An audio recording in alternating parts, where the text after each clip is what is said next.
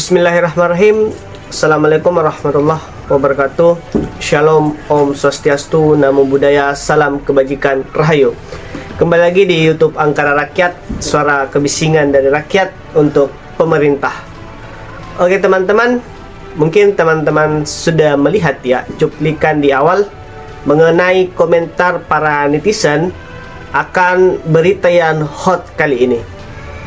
Yap, jadi kembali lagi netizen itu dengan menohok ya, dan dengan nada yang begitu kasar ya, istilahnya seperti itulah, mengomentari apa yang sedang viral sekarang. Bagaimana videonya? Tanpa berlama-lama lagi, mari kita saksikan video selengkapnya.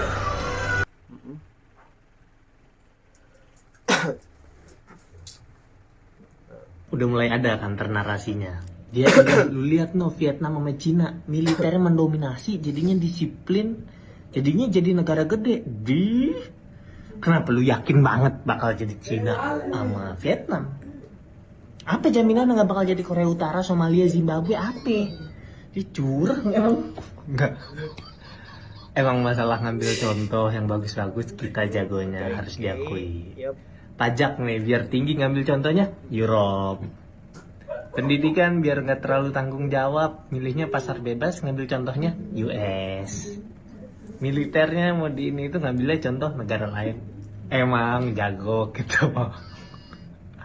Maksud gue benerin aja polanya dulu. Gini, misalnya sebelum RUU TNI kemarin disahin nih, toh RUU perampasan aset. Selesai itu rapat ini RUU TNI, potong kuping gue. Gak sedikit yang setuju. Makanya gue nggak mau.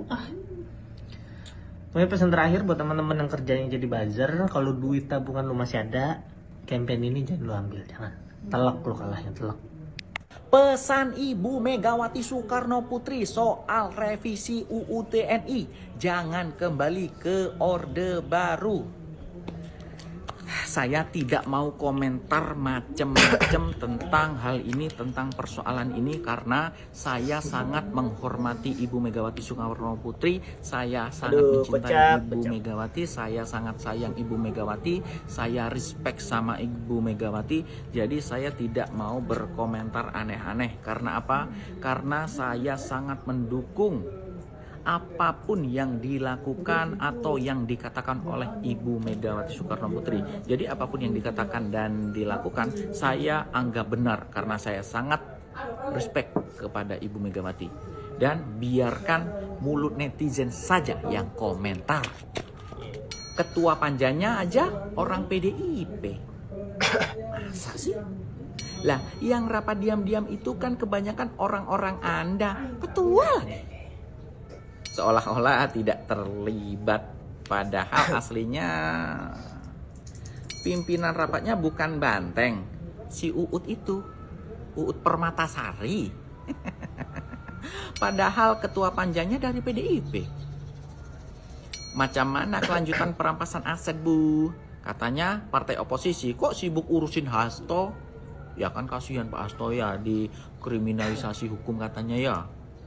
Bu Mega lupa ketua DPR itu adalah anaknya yang punya kuasa merubah undang-undang.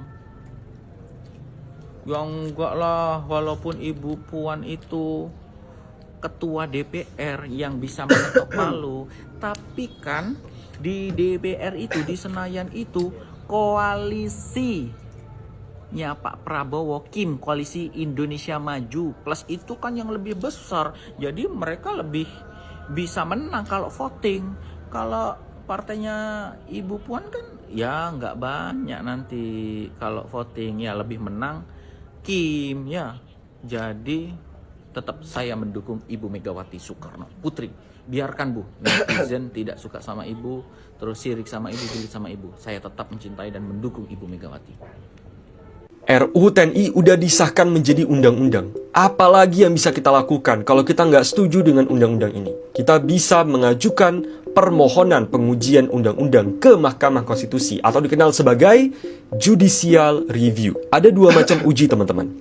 Uji formil uji material. Uji formil, kalau kita merasa proses atau prosedur dari pembentukan undang-undang ini bermasalah. Salah satunya adalah gak ada partisipasi publik. Kedua adalah material, kalau kita merasa pasal-pasal atau ada pasal di dalam undang-undang ini yang bermasalah. Yang menjadi pertanyaan selanjutnya adalah siapa yang bisa mengajukan permohonan uji undang-undang ini? Siapapun yang merasa hak dan atau kewenangan konstitusionalnya dirugikan akibat diberlakukannya undang-undang ini. Jadi kalaupun misalnya hanya satu orang yang merasa dia dirugikan, itu bisa menjadi pemohon. Apa yang akan terjadi terhadap undang-undang ini? Kalau MK menyetujui permohonan, kalau formil, undang-undangnya jadi batal. Jadi seluruh pasal yang terdapat dalam undang-undang tersebut itu nggak berlaku. Tapi kalau material, bukan seluruh pasalnya yang menjadi batal, atau undang-undangnya menjadi batal, tapi hanya pasal-pasal tertentu saja. Pasal-pasal tertentu yang memang diajukan oleh pemohon. Yang menjadi pertanyaan terakhir aku, menurut teman-teman, masalah revisi Undang-Undang TNI ini, masalahnya tuh di prosedurnya, atau pasal-pasalnya? Tolak RUU TNI, tolak RUU TNI, tolak RUU TNI. Ada si Alvin. Woi Vin, Vin, ada lu juga di sini. Lemes banget lu, niat demo gak sih? Ikut-ikutan doang ya lu? Iya nih Vin, sebenarnya gue gak ngerti sih.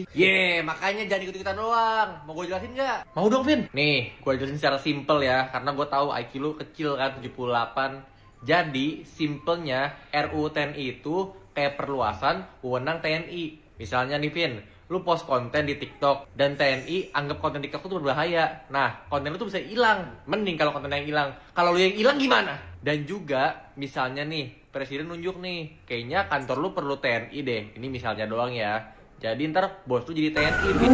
Oke teman-teman, jadi itulah tadi video komentar para netizen yang begitu menohok dan begitu tajam.